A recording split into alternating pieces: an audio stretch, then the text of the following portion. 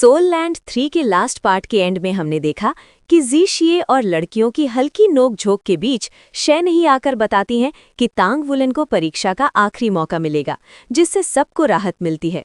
इधर तांग वुलेन दूसरी मोहर सफलतापूर्वक तोड़ देता है, लेकिन ओल्ड टैंग उसे चेतावनी देता है कि आगे की मोहरें कम समय में और कहीं ज्यादा खतरनाक होंगी। तो चलिए वीडियो शुरू करते हैं। तुम जा सकते हो, मेहनत जारी रखो।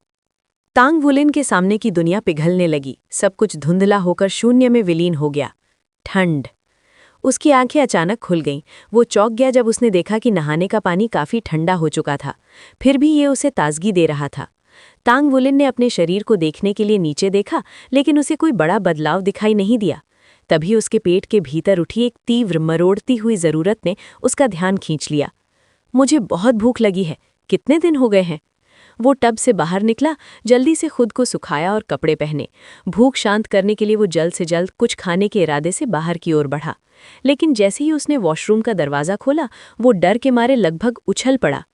वहाँ वू झांग कोंग की जगह 4 लोग बैठे थे, जिनमें से एक सफ़ेद बालों वाली महिला उसे बिल्कुल अपरिचित लगी। उसने कई साल पहले स्काइसी सिटी की यात्रा के दौरान उसे नहीं देखा था। आखिरकार जाग गए। शिए शिए उछलकर उसकी ओर आया।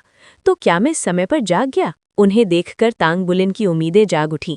परीक्षा से पहले अभी भी समय होना चाहिए, वरना उसके साथी यहाँ नहीं होते। शिए शिए बड़बड़ाया, तुम्हारा क्या मतलब है समय पर? हम तो पहले ही देर कर चुके हैं। क्या? तांग वुलेन इतना चौंक गया कि वो अपनी भूख तक भूल गया। चलो, शेन यही खड़ी हुई। तांग वुलेन को एक अर्थपूर्ण नज़र देकर वो बाहर चली गई। सू श्याओयान और गु युए भी उठी। पहली मुस्कुरा रही थी, जबकि दूसरी के चेहरे पर भावहीनता थी। फिर भी उसकी आंखों में छिपी चिंता साफ झलक रही थी। तांग वुलेन ने उन्हें सिर हिलाकर अभिवादन किया, फिर शिए शिए की ओर मुड़ा। वो कौन है? शिए शिए ने जवाब दिया, वो टीचर वू की श्रेक अकेडमी की एक मित्र हैं। हम पहले ही 3 घंटे देर से पहुंचे हैं। टीचर वू अभी अकेडमी में हमारी मदद कर रहे हैं, इसलिए हमें जल्दी करनी होगी, नहीं तो शायद हमारा मौका ही चला जाए। मुझे माफ़ करना, ये सब मेरी गलती है। तांग वुलेन शर्म से झुक गया। उसकी कंजूसी ने घटनाओं की एक श्रृंखला शुरू कर दी थी। उसके रक्तवंश के विकास में देरी, अपने साथियों को पीछे खींचना और शायद जीवन में एक बार मिलने वाला अवसर खो देना, और ये सब केवल पैसे बचाने के लिए। शिए शिए हंसा। अब ये सब कहने का क्या फ़ायदा? जब जब तुम आगे बढ़कर हमारी रक्षा करते रहे, क्या हमने कभी धन्यवाद कहा? तुम्हारा शरीर कैसा है? गहरी ध्यान साधना कैसी रही? अपने सीलों के बारे में न बता पाने के कारण तांग वुलेन बस कड़वी मुस्कान के साथ बोला, मुझे ठीक से नहीं पता, लेकिन मैं बहुत अच्छा महसूस कर रहा हूँ। उसने महसूस किया कि भूख के अलावा उसकी हालत बेहतरीन थी। उसके शरीर में शक्ति उमड़ रही थी और उसकी आत्मा शक्ति बढ़ चुकी थी। उसका अनुमान था कि वो अब रैंक 27 या 28 के आसपास था। पहले की तरह आत्मा शक्ति में बहुत ज़्यादा बढ़ोतरी नहीं हुई थी। भूख अभी भी उसके मन पर छाई हुई थी, लेकिन उसे एहसास हुआ कि उसका शरीर लगभग 1/3 मजबूत हो चुका था। उसकी पहले से ही विशाल शारीरिक शक्ति को देखते हुए ये एक ज़बरदस्त सुधार था। लेकिन वो सबसे ज़्यादा जिस चीज़ का इंतज़ार कर रहा था, वो थी उसकी रक्तवंश की प्रगति और ओल्ड तांग द्वारा बताए गए आश्चर्य। हालांकि अभी उसे परखने का समय नहीं था। सच तो ये था कि उसके पास खाने का भी समय नहीं था। क्या तुम्हारे पास खाने के लिए कुछ है? तांग वुलेन ने शिए शिए से पूछा। शिए शिए ने सिर हिला दिया। उसी पल गु युए ने एक थैली तांग वुलेन की ओर बढ़ाई। उसने उसे लेते ही समझ लिया कि उसमें क्या है, वजन और एहसास से ही। उसमें स्टीम्ड बन्स और मांस था। भले ही वो कोई खास चीज़ नहीं थी, लेकिन कुछ न होने से तो बेहतर ही था। उसने गु युए को धन्यवाद नहीं किया। पिछले 3 वर्षों में भले ही उनके बीच दूरी आ गई हो, लेकिन साथ मिलकर जीवन मरण के हालात झेलना ऐसा बंधन था जो कभी नहीं टूट सकता था। इतनी छोटी सी बात के लिए धन्यवाद की ज़रूरत नहीं थी। 3 स्टीम्ड बन्स और मांस की एक मात्रा थी। खुशबू खास नहीं थी, लेकिन मजबूरी में वही सहारा था। तांग वुलेन ने इतनी तेज़ी से खाना खाया कि पूरे महाद्वीप में कोई उसके सामने तेज़ खाने का दावा नहीं कर सकता था। पहली मंजिल तक पहुँचते पहुँचते एक भी कण नहीं बचा। शेन यही उन्हें यहाँ गाड़ी से लाई थी। उनकी चिकनी गहरे हरे रंग की सोलकार सामने खड़ी थी। बैठो, शेन यही ने ड्राइवर सीट पर बैठते हुए कहा। शिए शिए पीछे बैठा, लेकिन गु युए ने तुरंत उसे खींचकर आगे भेज दिया। पीछे खिड़की के पास बैठी सू श्याओयान ने हंसी दबा ली। तांग वुलेन दूसरी खिड़की के पास बैठा और गु युए उनके बीच में थी। शिए शिए ने मन ही मन कोसा, गु युए बहुत नियंत्रण करती है, तांग वुलिन को अकेले ही अपने पास रखती है। गु युए के चेहरे पर कोई भाव नहीं था, लेकिन तांग वुलिन अब इसका आदी हो चुका था। वो जानता था कि वो कितनी परवाह करती है। कम खाने के बावजूद उसने वही दिया जिससे उसकी भूख कुछ देर शांत हो सके। गु युए ने उसे हल्के से कोहनी मारी। वो मुड़ा तो देखा कि वो उसे एक जूस बॉक्स दे रही है। तांग वुलिन का दिल गर्म हो उठा। उसने उसे देखकर मुस्कुराया और जल्दी से जूस पी लिया। गु युए की आंखों में खुशी चमकी, फिर उसने आंखें बंद कर लीं और आराम करने लगी। दोनों कंधे से कंधा मिलाकर बैठे थे। गु युए की ठंडी बाह तांग वुलिन की गर्म बाह से लग रही थी और उनके बीच एक शांत सुकून भरा माहौल था। शेन यही तेज लेकिन बेहद स्मूथ ड्राइविंग कर रही थी।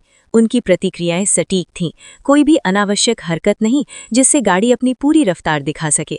खिड़की के बाहर दृश्य तेजी से पीछे छूटते जा रहे थे।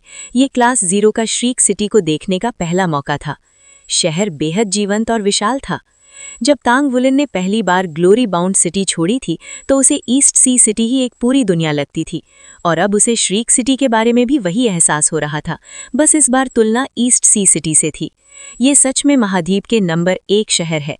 शेन ये की तेज ड्राइविंग के कारण वो 1 घंटे के भीतर ही प्रसिद्ध श्रीक अकेडमी पहुंच गए।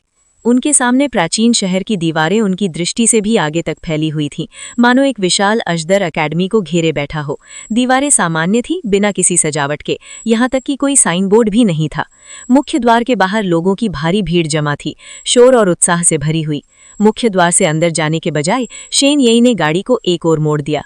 7-8 मोड़ों के बाद वो फिर से दीवार के पास पहुंचे, जहां एक छोटा सा द्वार था। शेन येई ने एक बटन दबाया, द्वार खुल गया और सोल कार उस रास्ते में प्रवेश कर गई। द्वार उनके पीछे बंद हो गया। नया वातावरण शांत और स्थिर था, मानो उस द्वार को पार करते ही उनका बाहरी दुनिया से संबंध कट गया हो और वो किसी पुराने युग में प्रवेश कर गए हों। क्या हम अब श्रीक अकेडमी में हैं? शिएशिए ने पूछा। शेन येई ने सिर हिलाया। ये श्रीक अकेडमी है, या जैसा कुछ लोग कहते हैं श्रीक इनर सिटी। यही मूल श्रीक सिटी थी। बाद में शहर के विस्तार के बाद इसे अकेडमी का हिस्सा बना दिया गया। पूरा शहर अकेडमी के लिए ही बनाया गया था, इसलिए ये शहर का केंद्र भी है और छात्रों की पढ़ाई की जगह भी। केवल अकेडमी द्वारा मान्यता प्राप्त लोग ही श्रीक इनर सिटी में प्रवेश कर सकते हैं। समझाते हुए भी गाड़ी की रफ्तार कम नहीं हुई और वो अकेडमी के केंद्र की ओर बढ़ते रहे। चूंकि तुम देर से पहुंचे हो तो तुम्हारी परीक्षा सामान्य से कठिन होगी, शेन येई ने कहा। विषय वही रहेंगे, लेकिन समय कम मिलेगा और पूरी प्रक्रिया में तुम्हें रेस्ट करने का मौका भी नहीं मिल सकता। इसके अलावा अगर तुम पास भी हो गए तो तुम्हें केवल वर्किंग स्टूडेंट के रूप में लिया जाएगा। Working student? वो क्या होता है? तांग वुलिन ने पूछा। शेन येई ने जवाब दिया, इसका मतलब है कि तुम्हें श्रीक में पढ़ाई का खर्च खुद उठाना होगा। क्या? पैसे का नाम सुनते ही तांग वुलिन का दिल बैठ गया। शिए हंसा और गर्व से बोला, कोई बात नहीं, हमारा कप्तान पैसे कमाने में माहिर है, यकीन है वो हमारी मदद करेगा। तांग वुलिन बेबस था, आखिर उन्हें इस हालत में उसी ने डाला था। शेन येई बोली, तुम स्कूल को पैसे नहीं दोगे, बल्कि स्कूल के लिए काम करके अपनी फीस चुकाओगे। क्या तुम्हें लगता है कि श्रीक अकेडमी को पैसों की कमी है? सामान्य छात्र यहाँ मुफ्त में पढ़ते हैं। काम? ये सुनते ही तांग वुलिन का मन हल्का हो गया। वो कभी भी कठिनाइयों से पीछे हटने वाला नहीं था। दूसरी ओर शिए का चेहरा उतर गया और वो खींचकर बोला, कैसा काम? शेन यी ने उसे एक नज़र देखा। अगर तुम पास हो गए तो फिर पूछना, अभी तुम्हारे लिए ये जानना जल्दी है। गाड़ी रेंगती हुई आगे बढ़ी और जल्द ही एक विशाल चौक दिखाई देने लगा। उस चौक की जमीन राख धूसर पत्थरों से बनी थी, जो सड़कों पर बिछे काले पत्थरों से भी बड़े थे। गोलाकार चौक के आधे घेरे की परिधि पर समान ऊंचाई वाली प्राचीन शैली की इमारतें खड़ी थीं। केवल आंखों से अनुमान लगाने पर ही कक्षा 0 और शेन ये समझ गए कि उस चौक का व्यास कम से कम 1 किलोमीटर था। इमारतें पत्थर की बनी थीं, जिन पर तरह तरह की आकृतियां उकेरी गई थीं। इमारतों के अर्धवृत्त के भीतर पूरा चौक फैला था और उसके केंद्र में लगभग 100 मीटर व्यास का एक गोलाकार कृत्रिम तालाब था। फव्वारे के बीचों बीच एक भव्य मूर्ति खड़ी थी। जब तांग वुलिन ने देखा कि उस मूर्ति की पहचान तांग संप्रदाय में लगी मूर्ति से मिलती जुलती है, तो उसका दिल जोर से धड़क उठा। वो मूर्ति इतनी सजीव थी कि उसमें उस एकमात्र व्यक्ति को दर्शाया गया था जो तांग संप्रदाय के संस्थापक तांग सान की बराबरी कर सकता था। वो था स्पिरिट पगोड़ा का संस्थापक, उस युग में स्ट्रेक के सी गॉड्स पिविलियन का स्वामी, स्पिरिट आइस डाउलुओ हुओ युआ हो। उसे केंद्र और पूजनीय आकृति के रूप में उकेरा गया था और उसकी महान आत्माएं उसके चारों ओर ऐसे मंडरा रही थीं मानो वे उसके रक्षक हो। स्पिरिटाइज डाउलुओ हुओ युआहो अपने युग का एकमात्र ऐसा अस्तित्व था जो देवत्व को प्राप्त हुआ था। यहाँ उसकी मूर्ति का होना उसकी महान प्रभावशाली विरासत का प्रमाण था।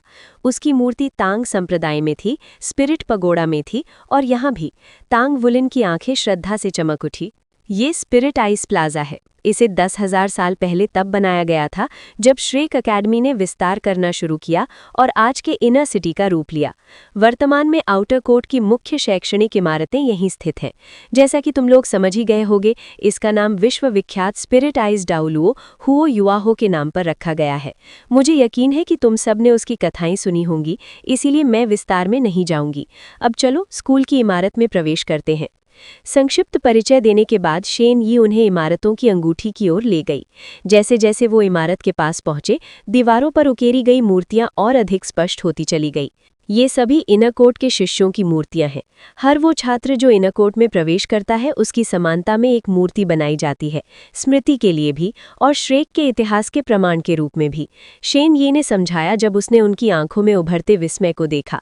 उन्हें और देर तक कला निहारने का अवसर नहीं देते हुए शेन ये उन्हें भीतर ले गई। अंदर प्रवेश करते ही सबसे पहले जो चीज़ आंखों में पड़ी वो था उसका विशाल आकार। छत कम से कम 10 मीटर ऊंची थी, जबकि इमारत में कुल 6 मंजिलें थीं। दीवारों और गुंबदाकार छत पर बारीक चित्रांकन किया गया था जिसे देखकर देखने वाले ठिठक जाते थे, उस भव्यता से अभिभूत होकर। फिर भी ये दृश्य जरा भी भड़कीला नहीं था और पूरी तरह से गरिमा बनाए हुए था। चलते चलते शेन ये बोली, ये हाउस श्रेक है। दीवारों और छत पर बने ये भित्ति चित्र हमारे 20,000 वर्षों के इतिहास का विवरण देते हैं। कितनी प्रतिष्ठा! 20,000 वर्षों का इतिहास, युगों को पार करने वाली ये नींव सचमुच विस्मयकारी थी। कक्षा शून्य के चारों छात्रों के मन में इस गौरवशाली इतिहास के सामने सिर झुकाने की तीव्र इच्छा जागी। अब जाकर उन्हें समझ आया कि श्रेक अकेडमी को आत्मा साधकों का पवित्र मंदिर क्यों कहा जाता है।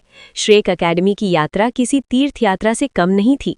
यदि उन्हें यहाँ अध्ययन करने का सौभाग्य मिला तो ये अनुभव जीवन भर अविस्मरणीय रहेगा। अपने भीतर उठती शर्म के साथ तांग वुलिन का रक्त उबलने लगा। उसकी मुट्ठियां भिंच गईं और पूरे सफ़ेद हो गईं। हमें सबको यहाँ दाखिल होना होगा। भले ही ये उसका पहली बार श्रेक अकेडमी के इतने निकट आना था, उसकी महिमा की बस एक झलक, फिर भी उसके हृदय में ये दृढ़ विश्वास था कि उसे यहाँ प्रवेश करना ही है। ऐसा कोई आत्मा साधक नहीं था जो श्रेक के आकर्षण का विरोध कर सकता हो। गुंबदाकार क्षेत्र से गुजरने के बाद वो एक सीढ़ी चढ़े जिसके दोनों ओर मेहराबदार खिड़कियां थीं जिनसे बाहर का प्रांगण दिखाई देता था। हरे भरे मैदान में पौधे अत्यंत सुसज्जित अवस्था में रखे गए थे और उसके पार एक पत्थर की संरचना थी जो उस इमारत से मिलती जुलती थी जिसमें कक्षा शून्य खड़ी थी। नजर के सामने जो कुछ भी था वो सब हाउस श्रेक का ही हिस्सा था, जो इस इमारत के विशाल आकार को दर्शाता था। जिस अर्धवृत्ताकार इमारत समूह से उनका परिचय कराया गया था वो तो बस हिमखंड का सिरा भर था। प्राचीन युगों के शाही महल भी शायद इस इमारत की तुलना नहीं कर सकते थे। कोई आश्चर्य नहीं कि शेन यी ने कहा था कि श्रेक के पास धन की कोई कमी नहीं है। आखिर ऐसी विशाल संरचना बनाने में आखिर कितना धन लगा होगा। तांग वुलिन ने गहरी सांस ली। इस वातावरण में डूब जाना उसे अद्भुत लग रहा था। 2 और गलियारों से गुजरने के बाद वो एक गोलाकार हॉल में पहुंचे। उसके गुंबदाकार छत 20 मीटर ऊंची थी। वहां भी पहले के हॉल की तरह छत पर एक भित्ति चित्र बना हुआ था। जैसे ही कक्षा शून्य ने उस सूक्ष्म चित्र को देखा, उनके शरीर कांपने और घुटने जवाब देने लगे। उनके और भित्ति चित्र के बीच 20 मीटर की दूरी होने के बावजूद ऐसा महसूस हो रहा था मानो किसी पर्वत का भार उनके कंधों पर आ गिरा हो। उस भित्ति चित्र में एक विशाल काला ड्रैगन था। उसकी आंखें सुनहरी चमक से दमक रही थीं, जो उसके काले चेहरे की पृष्ठभूमि में और भी अधिक भयानक लग रही थी। उसके पंख पूरी तरह से फैले हुए थे और उसके शरीर से बैंगनी प्रकाश फूट रहा था। ये स्पष्ट रूप से एक चित्र था, फिर भी इतना सजीव कि कल्पना और वास्तविकता की सीमा धुंधली हो जाती थी। हर एक ड्रैगन शल्क को आसानी से गिना जा सकता था, एक भी छूटा नहीं था। उस भित्ति चित्र से ऐसी अपराजय दबाव तरंगे निकल रही थी मानो पूरा कक्ष ही उसके प्रचंड बल से ढह रहा हो। अपने साथियों की तुलना में तांग वुलिन की प्रतिक्रिया कहीं अधिक संयमित थी। जब वो अदृश्य दबाव उसे दबाने का प्रयास कर रहा था तो उसके रक्त ने गरजते हुए प्रतिरोध किया। काले ड्रैगन की वैमनस्य को घमंड से नकारते हुए उसे साहस से भर दिया। वो उसके सामने सीधा खड़ा रहा, अप्रभावित। गु युए का साहस भी लगभग उसके बराबर था। कुछ क्षण कांपने और चौंकने के बाद उसने स्वयं को संभाल लिया, लेकिन शू शियाओयान और शिए शिए पर उसका गहरा प्रभाव पड़ा। शू शियाओयान कांप रही थी और गिरने ही वाली थी। उसका चेहरा सदमे से पीला पड़ गया था। शिए शिए की हालत तो और भी बुरी थी। उसके घुटने तुरंत जवाब दे गए, लेकिन तांग वुलिम ने उसे गिरने से पहले ही थाम लिया। जैसे ही वो अपने कप्तान की आभा के संपर्क में आया, एक विचित्र अनुभूति ने उसे घेर लिया, जिसने उसके भय को दूर कर दिया और वो फिर से स्थिर खड़ा हो सका। किसी अज्ञात समय में शेन ये गायब हो चुकी थी, चारों छात्रों को अकेला छोड़कर। दबाव की लहरें एक के बाद एक उन पर टूट पड़ी। हर लहर पिछले से कहीं अधिक भयानक थी। तांग वुलिन की भौहें सिकुड़ गईं। वो महसूस कर सकता था कि हर लहर के साथ शिए शिए कांप रहा है, लगभग ढहने की कगार पर है।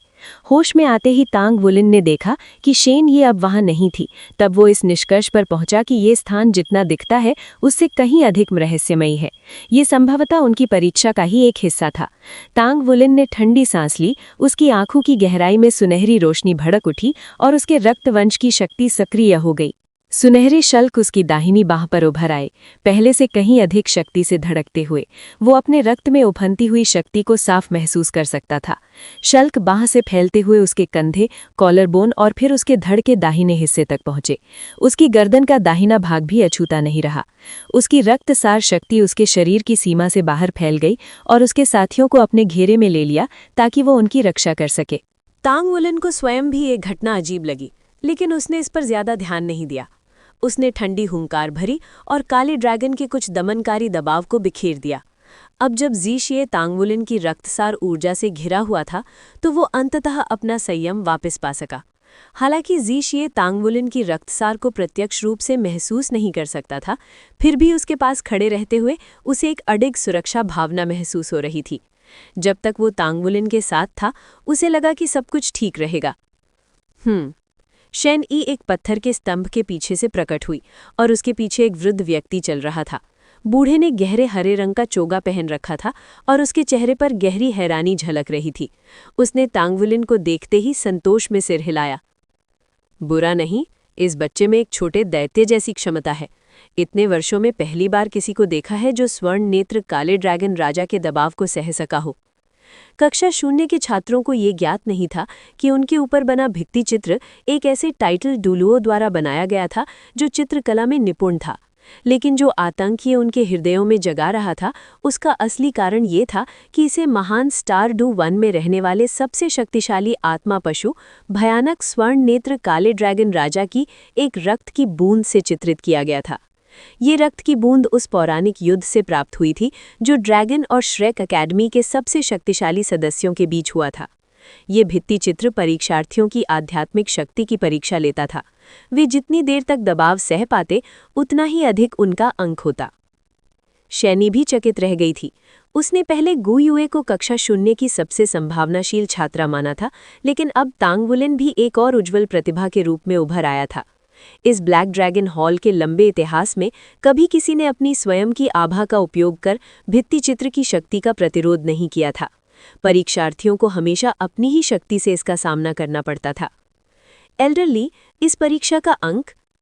एल्डरली ने तांग वुलिन की ओर देखा। उस लड़के को पूर्ण अंक दो, बाकी तीनों के लिए किस्मत भी शक्ति का ही एक पहलू है, उन्हें 8 अंक दे दो। धन्यवाद एल्डरली। शैनी की आंखें खुशी से चमक उठी। बिना बताए ही चारों छात्रों ने उस वृद्ध की ओर मुड़कर झुककर प्रणाम किया। वृद्ध ने विनम्रता से मुस्कुराते हुए कहा, मैं बस उस बूढ़े ज़ुओशी को थोड़ा सम्मान दे रहा हूँ। इससे ये सच्चाई नहीं बदलती कि तुम सब देर से आए थे। वो जाने ही वाला था, लेकिन एक बार फिर मुड़कर तांग वुलिन को प्रशंसा भरी नज़र से देखा, फिर चला गया। उसका व्यवहार समझ से परे था। परीक्षा कई चरणों में विभाजित है। हर चरण के अधिकतम 10 अंक होते हैं, लेकिन पास होने के लिए कम से कम 6 अंक चाहिए। अंत में सभी अंकों को जोड़ दिया जाता है। असफल चरणों पर अंक घटते हैं और पूर्ण अंक वाले चरणों पर बढ़ते हैं। इसलिए पहले चरण में तुम्हारी सच में अच्छी किस्मत रही। शैनी ने संतोष से सिर हिलाया। मेरे पीछे आओ। पहला चरण हम पहले ही पूरा कर चुके हैं। ज़ी शिए ने तांग वुलिन को अंगूठा दिखाया। तब उन्हें समझ आया कि ये परीक्षा आध्यात्मिक शक्ति की थी। जिसकी आध्यात्मिक शक्ति जितनी अधिक, वो दबाव उतनी देर सह पाता। हालांकि ज़ीशिए की आध्यात्मिक शक्ति सामान्य से अधिक थी, फिर भी वो श्रेक के मानकों से काफ़ी पीछे था। यदि तांग वुलिन न होता तो वो इस परीक्षा में असफल हो जाता। गु युए का अंक और भी ऊंचा हो सकता था, लेकिन उसके और शू शियाओयान के लिए 8 अंक प्राप्त कर पाना असंभव था। ये एहसास कि वो पहला चरण पार कर चुके हैं उन पर गहरा प्रभाव डाल गया। चलते चलते वे अनायास ही अपनी युद्ध संरचना में आ गए। तांग वुलिन आगे भाले की नोक की तरह था, ज़ीशिए उसके थोड़ा पीछे, और पीछे की पंक्ति में शू शियाओयान तथा गु युए थे। एक गलियारे से गुजरने के बाद वे एक और विशाल कक्ष में पहुंचे। शैनी रुक गई और चारों की ओर मुड़कर बोली, यहीं प्रतीक्षा करो, दूसरा चरण शीघ्र आरंभ होगा। बिना अगले चरण की जानकारी दिए वो चली गई। देर से आने के बावजूद उन्हें परीक्षा में बैठने देना ही श्रेक अकेडमी की उदारता थी। अन्य परीक्षार्थियों की तरह उन्हें कतार में खड़ा नहीं होना पड़ा, लेकिन इसका अर्थ ये भी था कि उन्हें बिना विश्राम के लगातार परीक्षाएं देनी होंगी। एक नज़र से तांग वुलिन ने ज़ीशिए और शू शियाओयान को संकेत दिया। दोनों तुरंत पालथी मारकर बैठ गए और ध्यान करने लगे। पिछले चरण के आध्यात्मिक दबाव ने उन्हें काफ़ी थका दिया था। गु युए ने सिर हिलाया, संकेत देते हुए कि वो ठीक है। उसी क्षण पूरा कक्ष अंधकार में डूब गया, मानो रात उतर आई हो। लेकिन अभी तो दोपहर थी, रात होने में तो समय था। रहस्यमयी चांदनी सी रोशनियां जमीन पर जगमगाने लगी। वे आपस में बुनती चली गईं और एक चकाचौंध देने वाला दृश्य रच दिया। गुंबददार छत पर बना रात्रि आकाश बदलकर एक असीम अंतरिक्ष जैसा प्रतीत होने लगा, इतना वास्तविक कि विश्वास करना कठिन था। गु युए की भौहें आश्चर्य से उछली, जबकि तांग वुलिन ने अधूरे विश्राम में बैठे ज़ीशिए और शू शियाओयान को तुरंत सतर्क किया। फर्श पर बना चांदी का पैटर्न धीरे धीरे मिट गया। उसी क्षण ऐसा लगा मानो वे किसी जादुई संसार के तारों भरे आकाश में तैर रहे हों। हाथ पकड़ो, तांग वुलिन ने आदेश दिया और एक हाथ से ज़ीशिए को तथा दूसरे से गु युए को पकड़ा। गु युए ने शू शियाओयान का हाथ थामा और उसने आगे ज़ीशिए का। इस तरह एक घेरा बन गया। तांग वुलिन के पैरों तले 2 बैंगनी आत्मा वृत्त उभरे और ब्लू सिल्वर घास उसके शरीर से फूटकर सभी को एक सुरक्षात्मक आवरण में लपेटने लगी। शत्रु क्या है ये जाने बिना यही एकमात्र उपाय था। पहले सुरक्षा सुनिश्चित करना आवश्यक था ताकि उसके बाद वे रणनीति बना सके। अचानक उनका परिवेश बदल गया। स्थिर रात में प्रकाश फैल गया। अब वे एक विशाल खुले क्षेत्र में खड़े थे। हम कहाँ हैं? जैसे ही ये विचार आया, एक कान फाड़ देने वाली गर्जना गूंजी और अत्याचारी दबाव उन पर टूट पड़ा। उनके सामने एक आत्मा पशु प्रकट हुआ, 10 मीटर से भी ऊंचा और 5 मीटर चौड़ा, भयानक आकार का। उसकी खोपड़ी से 2 सींग निकले थे, जिनमें से एक दूसरे से थोड़ा लंबा था। उसकी त्वचा कवच जैसी कठोर थी और उसकी लाल आंखें क्रूरता से दमक रही थी। ये धरती दानव गैंडा है, कम से कम 3000 वर्ष पुराना होना चाहिए, ज़ीशिए ने गंभीर स्वर में कहा। वे आत्मा उद्गम स्तर पर इससे कभी नहीं मिले थे, क्योंकि ये जंगल का निवासी नहीं बल्कि सवाना का स्वामी था। यद्यपि ये जंगल के संध्या स्वर्ण भयानक पंजा भालू जितना शक्तिशाली नहीं था, फिर भी इसकी शक्ति को कम नहीं आंका जा सकता था। इसका गुण पृथ्वी है, गु युए ने आकलन किया। तांग वुलिन मौन रहा और केवल कुछ हाथ संकेत किए। गु युए और शू शियाओयान पीछे हटकर दूरी बनाने लगे, जबकि ज़ीशिए एक ओर से आगे बढ़ा। ब्लू सिल्वर घास की चमकदार बेलें उनकी कमर से बंध गई, चारों को आपस में जोड़ते हुए। सोने की रोशनी की एक झलक में तांग वुलिन के कंधे पर एक छोटा सांप प्रकट हुआ। गोल्ड लाइट 3 वर्ष पहले की तुलना में काफी बड़ा हो चुका था, लगभग आधा मीटर लंबा और अब शाहबलूत जितना मोटा। उसकी सुनहली शल्क बदल चुकी थी और तांग वुलिन की दाहिनी बांह की शल्कों जैसी मोटी और तीक्ष्ण लग रही थी। गोल्ड लाइट उसकी बाईं बांह से फिसलकर अग्रभुजा के चारों ओर लिपट गया। उसकी आंखें सुनहरी चमक से झिलमिला रही थीं। धरती दानव गैंडे ने फिर से गगनभेदी गर्जना की और जमीन को 2 बार खुरों से रौंदा, फिर तांग वुलिन की ओर दौड़ पड़ा। डर के बजाय तांग वुलिन का रक्त उफान पर आ गया। उसने दमन न कर पाने वाली उत्तेजना में गर्जना की। दूसरी मुहर खोलने के बाद अपनी प्रगति परखने का यह सर्वोत्तम अवसर था, इसलिए पीछे हटने के बजाय वो सीधे उस दैत्य से टकराने के लिए आगे बढ़ा। उसी क्षण ज़ीशिए किनारे की स्थिति में पहुंच चुका था, जबकि गेंडे के सामने जमीन पर पीली रोशनी खिल उठी। धरती नरम हो गई। गु युए के हाथ पीली रोशनी से घिरे हुए थे। पृथ्वी तत्व का उपयोग केवल जमीन को कठोर बनाने के लिए नहीं, बल्कि दलदल बनाने के लिए भी किया जा सकता था। धरती दानव गैंडे की लाल आंखें रक्त पिपासा से भरी थी। जैसे ही वो दलदल में फंसने वाला था, उसके पैरों के नीचे पीली रोशनी चमकी और धरती फिर से कठोर हो गई। बिना गति कम किए वो धरती दानव गैंडे की ओर दौड़ता ही चला आया।